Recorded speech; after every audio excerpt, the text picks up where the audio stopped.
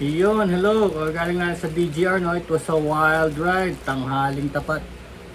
So, masakit yung legs ko. Hindi sana pupunta pero kaya lang nakita ko yung video ni Edsel, Boss Edsel ng Ride Academy. Yun, sabi niya sa Quezon Memorial City Hall daw. Yun, pumunta ako kasi once a year lang. Hindi naman umuulan pero alam ko sobrang init. So, si Daddy Legend pupunta. So, pumunta na rin ako, niready ko naman na yung motor pero masakit pa rin, konting ano lang, painkiller. Of course, ito sa Century Park, doon kami ang destination namin, Century Park Hotel, Manila. So meron tayong full video nun, 50 minutes, tignan nyo kung di kayo nakasama sa ride na to, maganda yon, galing sa iPhone yun, super wide. So 50 minutes yun, i-upload ko lang pagkatapos nito. Kakain muna ako kasi darating ko lang, inabot ako ng 1:30. Actually natapos yung event 11 AM. Kaso inabot ang 1:30 kasi nanalo ako sa BRM. Meron silang tinatanong tungkol sa DGR, di ba nag-vlog tayo last year tungkol sa kung saan galing yung Distinguished Gentleman Ride, di ba? Kay Mark Hawa from Sydney, Australia, doon nagsimula yon in the year 2012, no? So alam natin yon, alam na natin, 11th year na, alam ko na rin. Tapos tinanong nila yung show, kung saan ang galing yung inspirasyon ni Mark Hawa. So that is what I told you, yung Mad Men, no? Si fictional character Mr. Don Draper, isang boss ng isang advertising agency na ruthless siya sa kanyang ways para makakuha ng projects noong 1960s and 70s, no? Lahat nakukuha niya, lahat ng ladies or lahat ng sports car and luxury motorcycles nakukuha niya. So just lagi siya naka-dapper look. Tapos yun, doon nakuha yung inspirasyon na yun. Tapos bandang huli, doon sa bandang huli ng series na yun, nagkaroon siya ng mental health issue, nawalan siya ng tiwala sa mga tao dahil nga ruthless siya, hindi niya na alam kung sino kakampi sa kalaban, kaya nagkaroon siya ng mental health issue. Kaya naging mental health yung issue, yung tinutulungan ng DGR, no? Distinguished Gentleman Ride. So kung magdo-donate ka dyan, maglalagin ka sa website nila. And of course ngayon lang nagkaroon ng after party, no? Sponsored by ELF and Century Park Hotel and many more, and Melakino Ride Academy, no? Marami, Jersey, and of course Triumph, andyan sila. So mga helmets, mga BRM helmets. So actually nanalo ko dun sa isang tanong na saan galing yung show. Galing sa yung show, ang tawag yung Mad Men, TV series Mad Men. BRM helmets.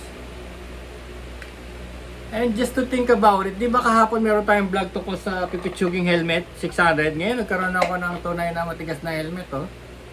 No, problema lang dito, wala siya sa mukha, oh. Wala siyang shield sa mukha, kaya malamang pag ginamit-gamit ito, sunburn ako, kailangan ko parang balaklava. Kaya muna tayo. Maganda, sipin mo.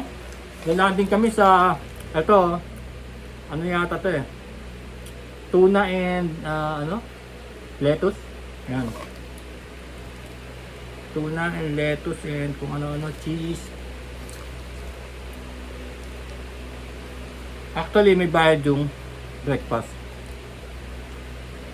That will be this sandwich and a coffee. Masarap yung coffee only.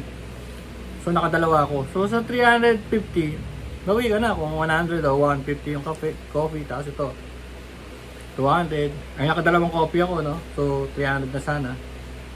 And this one, binigyan kami ng dalawa kasi ang daming sobra. Binigyan kami ng dalawa. Tapos nanalo pa ako helmet.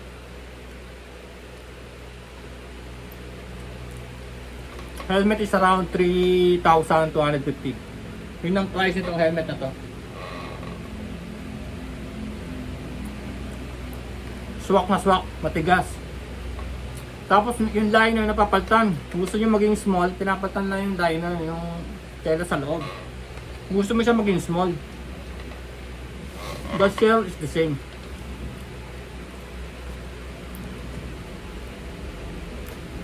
So yun ang kwento nun.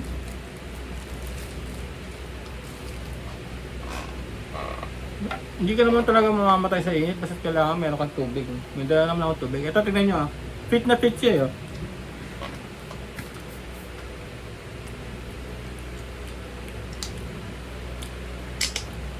Diba?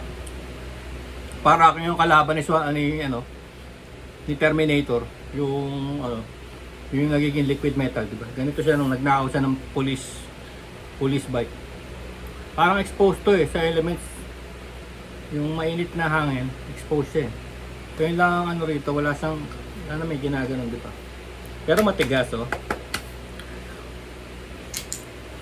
Tsaka kung titingin kayo ng mga BRM helmets, maliit siya, parang sakto-sakto lang sa ulo kasi sobrang gaan niya, oh. Sobrang gaan.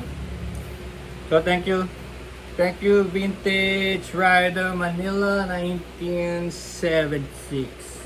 Napakagandang mga helmet sila. Hindi lang tong helmet nila, marami iba rito may design. Kaya lang ito lang yung para sa mga raffle nila. Actually, pagkatapos ng 11 o'clock, dumiretso ako sa kanila sa Green Hills. Tapos hindi ko pa alam, paikot-ikot ako dun. Tanghaling tapat. Gusto ko na sana kasi may pasok na bukas. Baka hindi ko na masikaso, baka may time limit yung gift certificate. Kaya pinunta ko na. So after this, i-upload ko na yung biyahe para makita nyo yung mga So this is DGR 2025 Manila. Okay? Peace. See you next year.